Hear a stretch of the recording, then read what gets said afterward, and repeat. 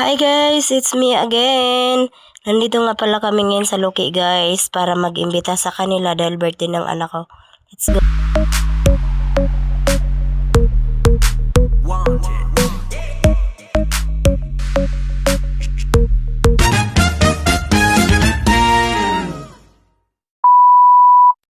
So ayan guys, pagdating ko nga sa bahay namin guys, sadatnan ko sila guys na gumagawa sila dito ng puso guys, na kung saan yan yung traditional na ginagawa namin pag may celebration. Kasi dyan ipapasok yung kanin guys para mas safe siya at nasasayang yung mga pagkain na hindi nauubos. Kumbaga, hindi siya lalangawin kung halimbawang nakabuyang-yang lang yung kanin sa plato. Ganyan yung ginagawa dito guys sa probinsya guys pag may mga birthday or kasalan. Abalang-abala nga pala sila dyan guys sa paggawa ng puso. Dahil kinabukasan nga dyan guys ay birthday na ng aking prinsesa. Kahit nga kamag-anak ko sila guys ay kailangan pa rin natin silang imbitahin or puntahan sa bahay. Kasi iba pa rin yung personal na nasasabihan sila kaysa i-chat lang or ipasabi lang sa iba. Kaya pinuntahan talaga namin sila kasi syempre baka mamaya ayaw nilang pumunta kasi hindi namin sila pinuntahan. Alam mo naman ang people of the Philippines. So ayan guys, bigla na nga naglabas dyan ang tatay ni Samantha ng gold. May pa-gold na nga si Mayor. At kinuha na nga din kaagad ng anak ko guys, syempre. Pang-birthday na yan sa kanya guys. Ano pa bang ihintayin natin? So ayan guys, ang asawa nga ng pinsan ko guys ay talagang napakabilis niya gumawa ng puso guys. Yan guys, binidyo ko yan guys kung paano gawin ang puso. Parang bilis lang tingnan guys, pero hindi ako marunong yan kahit nga kahit nga pagkahigpit na yan, hindi ko pa rin makakuha. Matagal na kasi silang gumagawa niyan guys tuwing may piyesta sa amin pag January, kaya sanay na silang gawin yan guys. Sisiw na lang sa kanila kumbaga. So ayan guys, habang gumagawa sila ng puso guys, kami naman ay pumunta kami sa 5 para mag-imbita pa kami doon. Kasi may kinuha ako doong ninang. Pinsa man nagabayan eh. Dali ako. Kuno pa man eh. Dali ako nadamo kan nga sinuli nagla. Dali lang kay Daim Pino. Ano guys, mana na ilang naman. Wow, kadaghan no.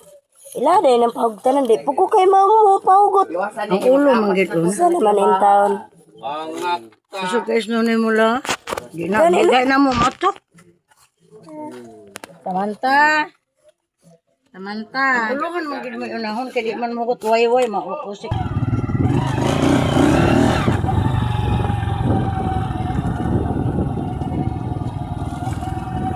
Sa mga oras nga na yan guys, ipapunta na kami sa 5 guys. Yan guys, udtong larok yan guys, sobrang init. Pupuntahan namin yung kinuha kong ninang guys, saka yung igso guys. Kasi para tutulong sila sa pagkatay ng baboy guys, kasi marunong kasi yan magkatay.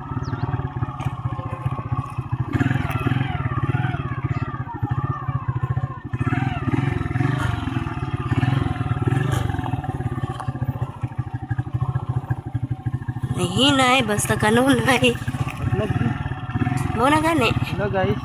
Matumi guys sa 5 guys. Ayan guys, oh, ang laki ng ano namin guys, kalupaan. Asyenda. Guys, kalaka ang mga kabaw wa pa manigi pamanhin. Alas 11. Kasi mga kuanin yung kabaw diri guys. Wala sa to kang ating ini, kaluoy sa kabaw nila. Dito banda na. Pagbalik na to, dira lang mawagi tayo lambinan.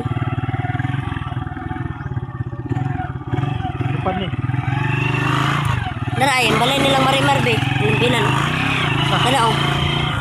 Pagbalik na lang. Sa may Iloganan, dito to may Guys, alis dito guys, ang 5 guys.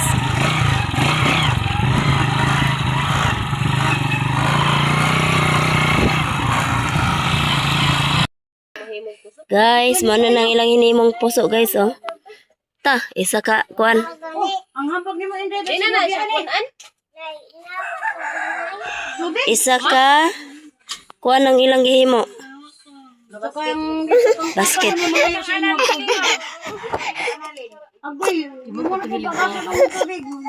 Uy, masulot man to si king nana.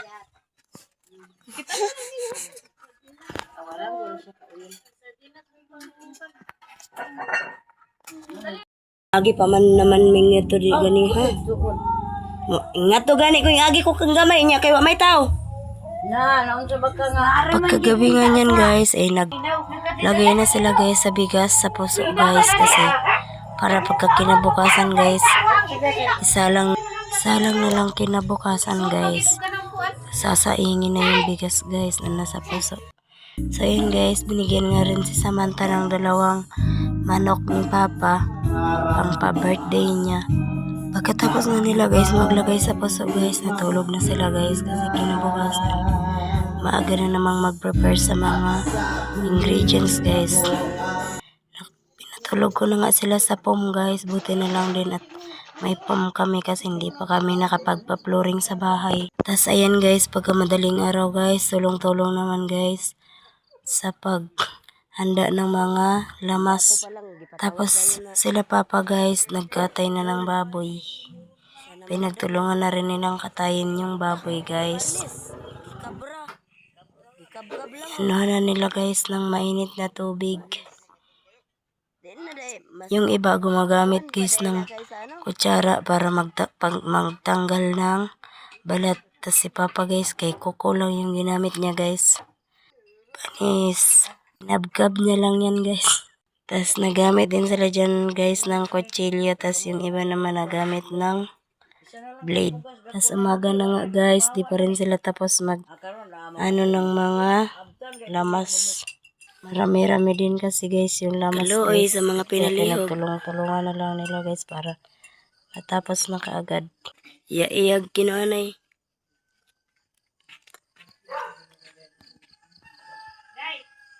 Ha?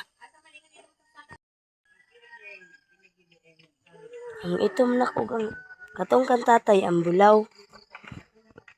So ayun guys, inabot pa sila ng umaga guys. At hindi pa rin sila tapos. 2 kasi yung kinatay namin guys na baboy.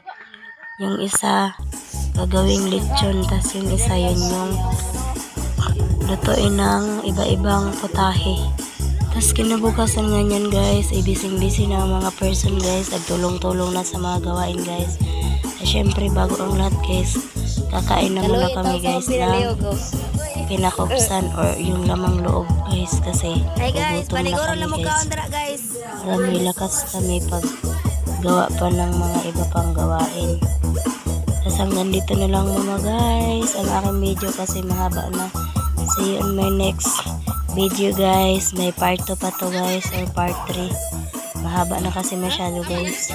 Sige pa. Yan guys, buti na lang dumating dito yung mga pinsan ko guys. Yung hipag ko guys, mag-ano na rin sila sa decorate na rin sila sa lobo. Yan guys, hanggang dito na lang muna guys ang aking video guys. See you on my next vlog. Bye. Mama, chup chup.